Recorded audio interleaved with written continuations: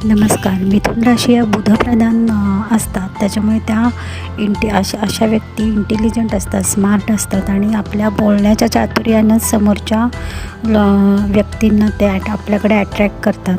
हे बुधाची जी लोकं असतात ती बोलण्यात त्यांच्यात खूप चतुरता असते आणि त्यांचं बोलणं समोरच्यांना एवढं इम्प्रेस करतं की प्रत्येक वेळेला ह्या माणसांशी बोलावं असं प्रत्येकाला वाटतं.